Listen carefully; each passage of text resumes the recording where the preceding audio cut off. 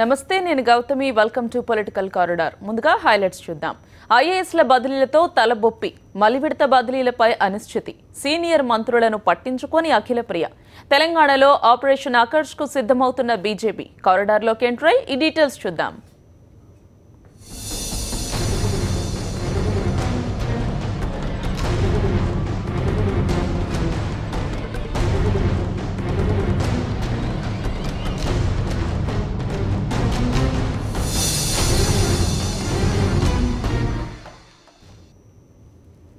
రాజకీయాల్లో తనను మించిన సీనియర్ లేరని చెప్పుకునే చంద్రబాబు ఇప్పుడు ఐఏఎస్ అధికారుల బదిలీ వ్యవహారం తలబొప్పి కట్టిస్తోంది. సీఎం కార్యాలయ అధికారుల మధ్య సమన్వయం లేకపోవడం, బదిలీలో లోకేష్ ప్రమేయం ఉండడం వంటి కారణాలతో బదిలీలకు సంబంధించి రెండవ జాబితా ఆగిపోయే పరిస్థితి ఏర్పడింది. వర్గపోరుతో నిలిచిపోయిన బదిలీలు, సీఎం పేషి అధికారులపై మంత్రులు, ఎమ్మెల్యేల అసంతృప్తి. సతీష్ చంద్ర, సాయి ప్రసాద్ల ఒకరి బదిలీ అంటూ ప్రచారం. ఇప్పటికే సీఎం ఆఫీసు నుంచి ప్రద్యుమ్న బదిలీ. సీఎంఓ అధికారులతో లోకేష్కు విభేదాలు. కలెక్టర్ల బదిలీలపై సీఎంకు నెగిటివ్ రిపోర్టు. తలనొప్పులతో రెండో జాబితాపై తర్జన భర్జనలు. కొత్త మంత్రుల టీం ఏర్పాటు చేసుకున్న సీఎం చంద్రబాబు కొత్త అధికారులతో కూడిన టీం సిద్ధం చేసుకోవాలని భావించారు. దీనికి తగినట్టుగా వారం క్రితం 20 మంది ఐఏఎస్ అధికారుల బదిలీ జరిగింది. అందులో 9 మంది కలెక్టర్లు కూడా ఉన్నారు. ఆ వెంటనే రాష్ట్రంలోని మిగిలిన కీలక అధికారుల బదిలీలు జరగాల్సి ఉంది. కీలకమైన శాఖలకు ప్రిన్సిపల్ సెక్రటరీలు, కార్యదర్శులను మార్చాల్సి ఉంది. కానీ సీఎం చంద్రబాబు రెండో జాబితాపై సంతకం పెట్టడానికి ఇబ్బంది పడుతున్నట్టు సమాచారం. కలెక్టర్ల బదిలీ తర్వాత విపరీతమైన నెగిటివ్ ఫీడ్బ్యాక్ ఇంటెలిజెన్స్ అధికారుల నుంచి సీఎంకు అందినట్టు తెలుస్తోంది. అంతేకాకుండా బదిలీల్లో లోకేష్ ప్రమేయం కూడా బయటపడటంతో ఇప్పుడు అడుగు ముందుకు వెయ్యలేని పరిస్థితి ఏర్పడినట్టు కనిపిస్తోంది. అన్నింటికి మించి సీఎంఓ అధికారులపైనే మంత్రులు, ఎమ్మెల్యేలు తీవ్రమైన అసంతృప్తితో ఉన్నట్టు సీఎంకు సమాచారం చేరినట్టు ప్రచారం జరుగుతోంది. దీంతో సీఎంఓ అధికారుల బదిలీ కూడా చర్చనీయాంశమవుతోంది. సీఎం చంద్రబాబు పేషి ముఖ్య కార్యదర్శి సతీష్ చంద్ర లేదా కార్యదర్శి సాయి ప్రసాద్లో ఎవరో ఒకరు బదిలీ ఖాయమని తెలుస్తోంది. ఇద్దరు అధికారుల మధ్య సఖ్యత లేకపోవడంతో బదిలీ తప్పనిసరి అయ్యేలా కనిపిస్తోంది. ఇప్పటికే సీఎం చంద్రబాబు పేషీలో పనిచేసే ప్రద్యుమ్నను చిత్తూరు కలెక్టర్గా బదిలీ చేశారు. సీఎంఓ అధికారులతో సీఎం చంద్రబాబు కుమారుడు లోకేష్కు గుడ్ టర్మ్స్ లేకపోవడం కూడా బదిలీలపై ప్రభావం చూపుతోందని ప్రచారం సాగుతోంది. తూర్పుగోదావరి కలెక్టర్ నియామకంతో పాటు మరికొంతమంది అధికారుల నియామకంలో సతీష్ చంద్ర, లోకేష్ మధ్య భిన్నాభిప్రాయాలు ఉన్నాయి. దీంతో సతీష్ చంద్రనే సీసీఎల్ఏగా బదిలీ చేస్తారన్న ప్రచారం సాగుతోంది. వీటితో పాటు టీటీడీ ఈవో పంచాయతీ కూడా అలానే ఉంది.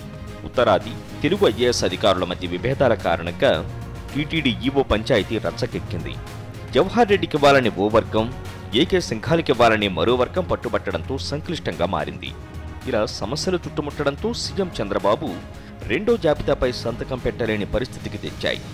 ఐఏఎస్ బదిలీలు కొలిక్కొచ్చాకే ఐపీఎస్ల బదిలీలు జరగనున్నాయి. ఎన్ సతీష్, ప్రిన్సిపల్ కరెస్పాండెంట్, సాక్షి న్యూస్, విజయవాడ. కేబినెట్లో సీనియర్ మంత్రులను జూనియర్ మంత్రి అఖిలప్రియ లెక్క చేయడం లేదా? మంత్రిగా బాధ్యతలు చేపట్టి పట్టుమనే నెల కూడా కాకముందే ఓవర్ స్పీడ్తో వెళ్తున్నారా? సీనియర్లైన ఉప ముఖ్యమంత్రులను కూడా ఆమె డోంట్ కేర్ అంటున్నారా? మంత్రి అఖిలప్రియ ఓవర్ స్పీడ్. డిప్యూటీ సీఎంలను లెక్క చేయని అఖిలప్రియ. అఖిలప్రియ వైఖరితో కేఈ రాజప్ప మనస్తాపం. మంత్రి అయ్యాక మర్యాదపూర్వకంగా కూడా కేఈని కలవని అఖిలప్రియ. ఒక్కసారి కూడా కలుసుకోని ఇద్దరు మంత్రులు. కర్నూలు టీడీపీ ఎమ్మెల్యేల్లో గుసగుసలు. చినరాజప్పకు స్వాగతం పలికేందుకు రాని అఖిలప్రియ. భూమా అఖిలప్రియ తల్లి శోభానాగిరెడ్డి హఠాన్ మరణంతో ఎమ్మెల్యేగా ఎన్నికయ్యారు. తండ్రి భూమా నాగిరెడ్డి మరణం తర్వాత మంత్రి అయ్యారు. 2 విషాదాల కారణంగానే ఆమెకు రాజకీయ పదవులు దక్కాయి. చంద్రబాబు కేబినెట్లో అఖిలప్రియ ప్రస్తుతం అతి పిన్న వయస్కురాలు. చిన్న వయసులోనే అరుదైన అవకాశాన్ని పొందిన అఖిలప్రియ ఆచితూచి వ్యవహరించాలి. కానీ మంత్రి అయి పట్టుమని నెల కూడా కాకుండా ఆమె రాజకీయంగా ఓవర్ స్పీడ్తో వెళుతున్నారనే ప్రచారం టీడీపీలో జరుగుతోంది. ఆ వేగం ఏ స్థాయిలో ఉందంటే ఉప ముఖ్యమంత్రులను కూడా లెక్క చేయని రీతిలో ఉందని తెలుగు తమ్ముళ్లే చెప్పుకుంటున్నారు. ఈ మధ్యకాలంలో అఖిలప్రియ వ్యవహరించిన తీరును దానికి ఉదాహరణగా చూపుతున్నారు. మంత్రిగా బాధ్యతలు తీసుకున్న తర్వాత కర్నూలు జిల్లాకు చెందిన సీనియర్ నేత డిప్యూటీ సీఎం కేఈ కృష్ణమూర్తిని అఖిలప్రియ ఇంతవరకు కనీసం మర్యాదపూర్వకంగా కూడా కలవలేదు. ఇద్దరు మంత్రులు కలిసి కర్నూలు జిల్లాలో అధికారికంగా ఇంతవరకు ఒక్క సమావేశాన్ని కూడా నిర్వహించలేదు. కేఈ కృష్ణమూర్తి 1978 నుంచి రాజకీయాల్లో ఉన్నారు. సీఎం చంద్రబాబు కంటే రాజకీయాల్లో సీనియర్. అంత పెద్ద మనిషిని అఖిలప్రియ ఇలా గౌరవించకపోవడం భావ్యం కాదని కర్నూలు జిల్లా టీడీపీ ఎమ్మెల్యేలే వ్యాఖ్యానిస్తున్నారు. ఆయనే కాదు, మరో డిప్యూటీ సీఎం చినరాజప్పను కూడా మంత్రి అఖిలప్రియ లెక్క చేయలేదు. కర్నూలు జిల్లాలో 4 రోజుల కిందట జైలు ప్రారంభోత్సవానికి చినరాజప్ప వెళ్లారు. ముందుగానే జిల్లా పోలీసు అధికారులు మంత్రి అఖిలప్రియకు ఆహ్వానమిచ్చారు. సీనియరు, అందున ఉప ముఖ్యమంత్రి అయిన రాజప్పను ఆహ్వానించడానికి అఖిలప్రియ వెళ్లలేదు. అఖిలప్రియ వ్యవహార శైలిపై డిప్యూటీ సీఎంలిద్దరూ మనస్తాపం చెందినట్టు సమాచారం. ఈ విషయమై మంత్రుల్లో చర్చ సాగుతోంది. మరోవైపు నంద్యాల మున్సిపల్ సమావేశాన్ని మంత్రి అఖిలప్రియ టీడీపీ చైర్పర్సన్తో సంబంధం లేకుండా ఏర్పాటు చేయడం, చైర్పర్సన్ను మాట్లాడనియకుండా అఖిలప్రియ మాట్లాడేసి లేచి వచ్చేయడం వంటి పరిణామాలు టీడీపీ నాయకత్వం దృష్టికి వెళ్లినట్టు సమాచారం. జన్ సతీష్, ప్రిన్సిపల్ కరెస్పాండెంట్, విజయవాడ. తమ్ముడు ఎమ్మెల్యే, అన్న అదే పార్టీలో సీనియర్ నేత, ఇద్దరి మధ్య పచ్చగడ్డి వేస్తే భగ్గుమంటుంది. ఇప్పుడు జిల్లా అధ్యక్ష పదవి కోసం ఇద్దరు సొంత అన్నదమ్ములనే విషయం మర్చిపోయి పరస్పరం తిట్టుకుంటున్నారు. ఇప్పుడు ఈ ఇద్దరు అన్నదమ్ముల వ్యవహారం విజయనగరం జిల్లాలో హాట్ టాపిక్ గా మారింది. విజయనగరం జిల్లా టీడీపీకి పెద్ద దిక్కు కేంద్ర మంత్రి పూసపాటి అశోక్ గజపతిరాజు. జిల్లాలో ఆయన తర్వాత అంతటి పేరున్న నాయకుడు దివంగత ఎంపీ కొండపల్లి పైడితల్లి నాయుడు. 90లో రాజకీయాలు చేసిన ఆయన వివాదరహితుడు, స్నేహశీలిగా పేరు తెచ్చుకున్నారు. ఆయన రాజకీయ వారసులుగా కుమారులు కొండపల్లి కొండబాబు, డాక్టర్ అప్పలనాయుడు ఎదిగినా అప్పలనాయుడు సోదరుడు కంటే దూసుకుపోయారు. పైడితల్లి నాయుడు పెద్ద కుమారుడు కొండలరావు ఒక దఫా ఎంపీపీగా పనిచేసినా ఆ తర్వాత కేవలం రాజకీయ పదవులకే పరిమితమయ్యారు. అప్పలనాయుడు బొబ్బిలి, విజయనగరం పార్లమెంట్ స్థానాలకు ఎంపీగా పోటీ చేసి 2 దఫాలు ఓటమి పాలయ్యారు. అనూహ్యంగా 2014 ఎన్నికల్లో గజపతినగరం నియోజకవర్గం నుంచి టీడీపీ తరఫున అప్పలనాయుడు ఎమ్మెల్యేగా ఎన్నికయ్యారు.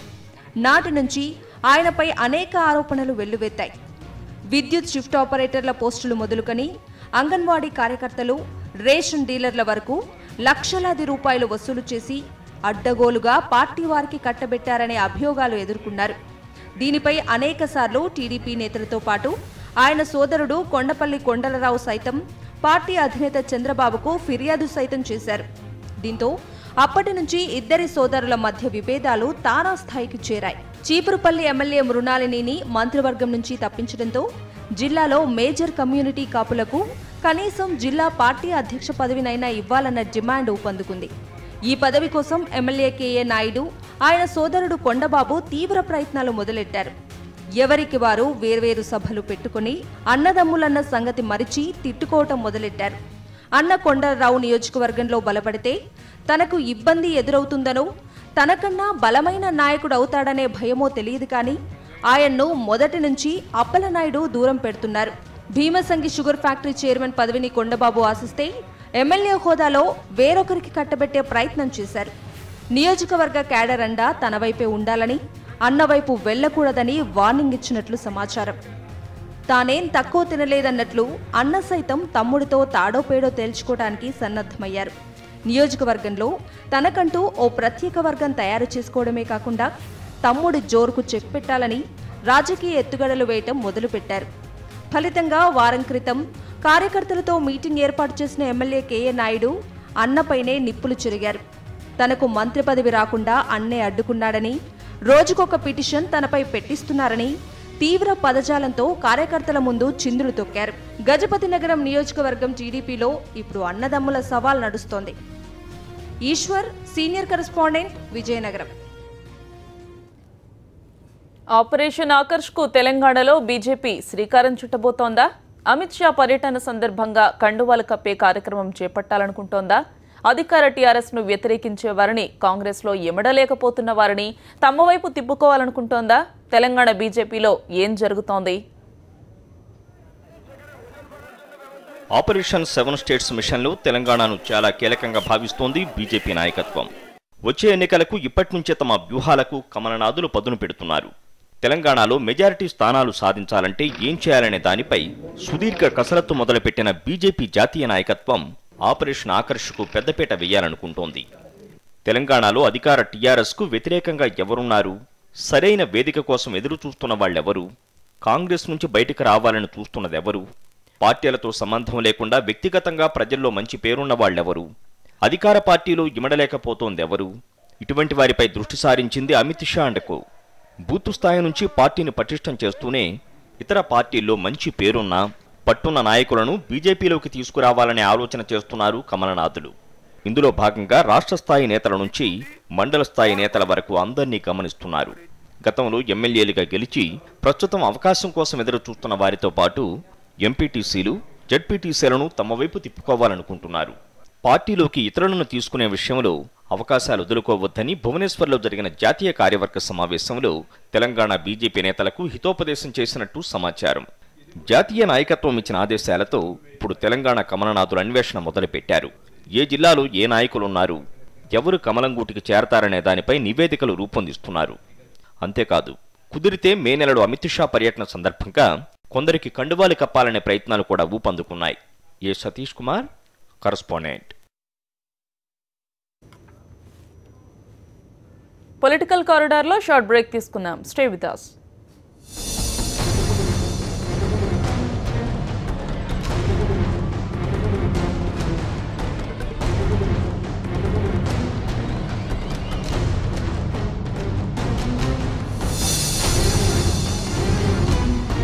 ఉస్మానియా యూనివర్సిటీ శతాబ్ది ఉత్సవాల్లో గవర్నర్ నరసింహన్ ముఖ్యమంత్రి కేసీఆర్ ప్రసంగించకపోవడానికి కారణమేంటి?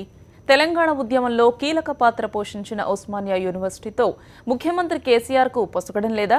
కేసీఆర్ మాట్లాడి ఉంటే శతాబ్ది వేడుకకు మరింత నిండుదనం వచ్చి ఉండేదా? ఉస్మానియా యూనివర్సిటీ శతాబ్ది ఉత్సవాలపై KSR political comment. Osmania university శతాబ్ది ఉత్సవాల్లో గవర్నర్ నరసింహన్ కానీ ముఖ్యమంత్రి కె చంద్రశేఖరరావు కానీ ప్రసంగించలేకపోవడం ఆశ్చర్యం కలిగిస్తుంది.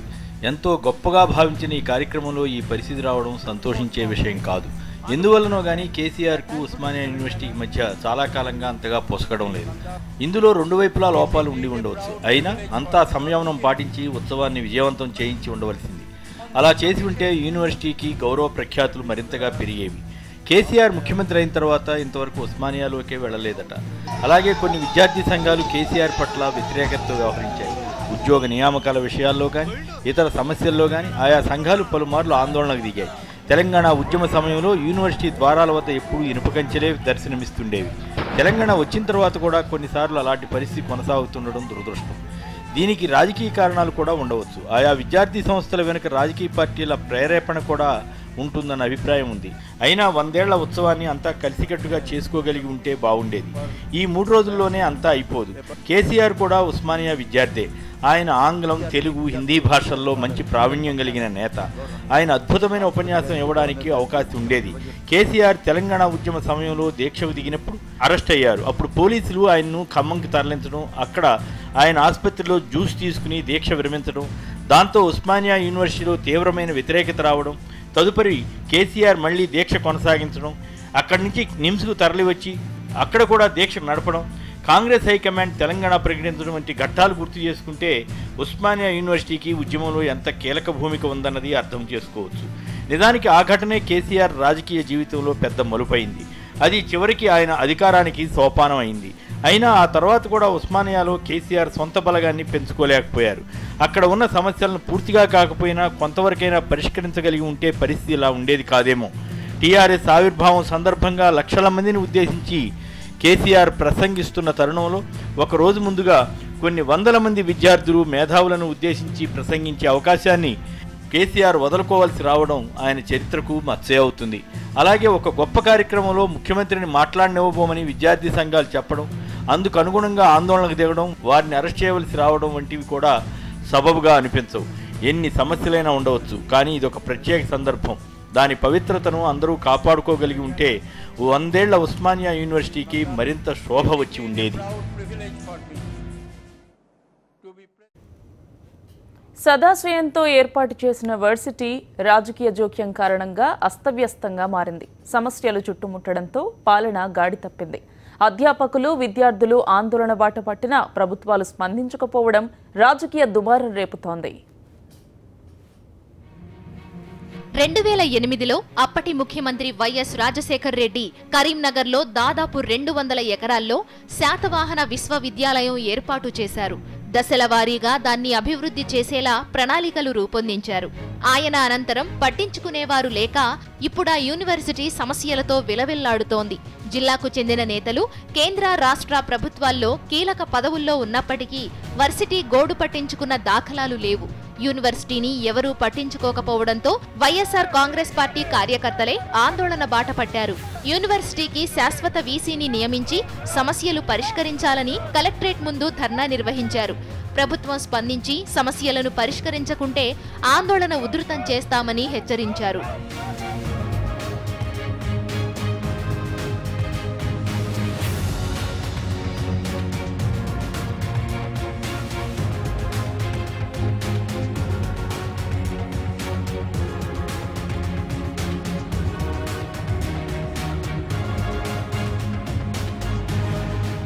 రెండున్నరేళ్లుగా Satavahana university vice chancellor post ఖాళీగా ఉంది.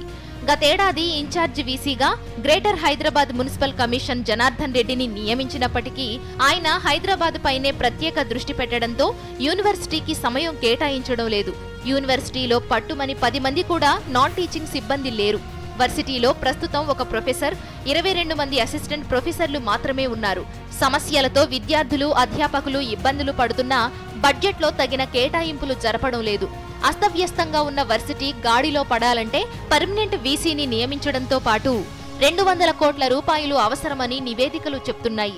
రాష్ట్ర ఆర్థిక మంత్రి ఈటల రాజేందర్ అసెంబ్లీలో ప్రవేశపెట్టిన బడ్జెట్లో వర్సిటీకి 28.42 కోట్లు మాత్రమే కేటాయించారు. అందులో 7.5 కోట్లు జీతాలకే పోతాయి.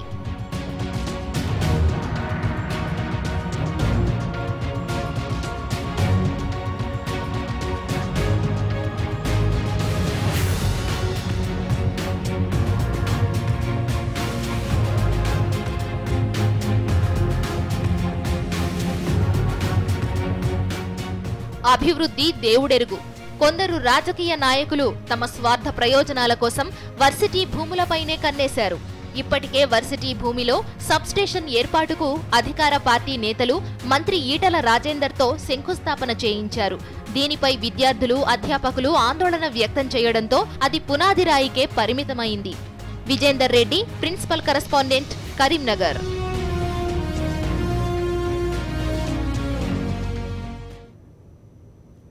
దేశమంతా విస్తరిస్తున్న బీజేపీకి కర్ణాటకలో చోటు చేసుకుంటున్న పరిణామాలు కలవరపాటుకు గురిచేస్తున్నాయి. సీనియర్ నేత యడ్యూరప్పను కర్ణాటక రాష్ట్ర శాఖ బాధ్యతల నుంచి తప్పించాలని ఆయన వ్యతిరేక వర్గం తీవ్ర స్థాయిలో పోరాటం చేస్తోంది. యడ్యూరప్ప మాత్రం జాతీయ నాయకత్వానికి తనపై నమ్మకం ఉందని మాట్లాడుతున్నారు.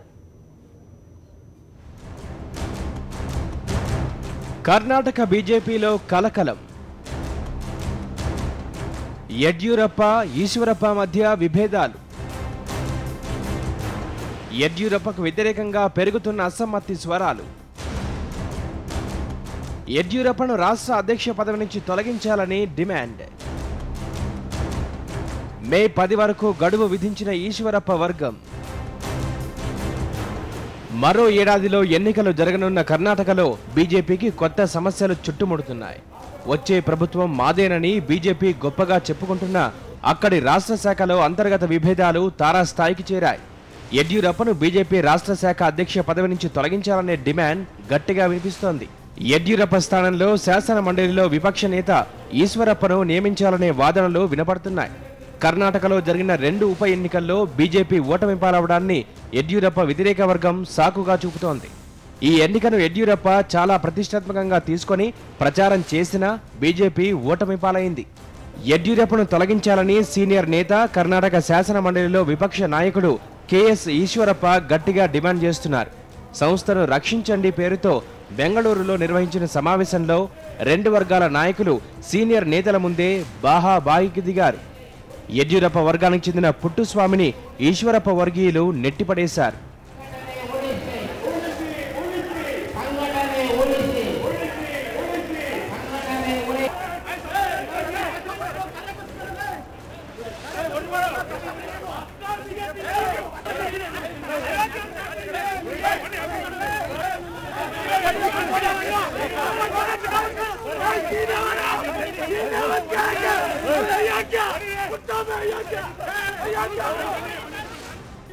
అంతర్గత విభేదాలను మే 10లోపు చక్కదిద్దాలని ఈశ్వరప్ప వర్గం జాతీయ నాయకత్వానికి అల్టిమేటం జారీ చేసింది. మరోవైపు బెంగళూరులో చోటు చేసుకున్న పరిణామాలు యడ్యూరప్ప వర్గం దాన్ని బీజేపీ జాతీయ నాయకత్వం దృష్టికి తీసుకువెళ్లింది. మొత్తం వీడియోను కన్నడ ప్రసంగాలకు హిందీ, గుజరాతీ అనువాదాలు చేసి అమిత్ షాకు యడ్యూరప్ప వర్గం పంపించింది. ఈశ్వరప్ప వైఖరిని యడ్యూరప్ప ఖండించారు. విభేదాలు ఏమైనా ఉంటే మాట్లాడుకొని పరిష్కరించుకోవాలని సూచించారు. Ishwarappa creating problem. Being an opposition party leader, doing that work, he is doing other works also. So if at all if he is interested, let him work in brigade, doesn't matter. But if you want to continue as opposition party leader, if at all if I got any grievances, we can sit together and we can discuss and we can solve the problem. So he is not doing that. That is the main problem. జాతీయ నాయకత్వానికి తనపై విశ్వాసం ఉందని, ఈ పరిణామాలన్నీ చక్కదిద్దుతుందని యడ్యూరప్ప ఆశిస్తున్నారు. ఇది వాల్టి political corridor. Stay with us.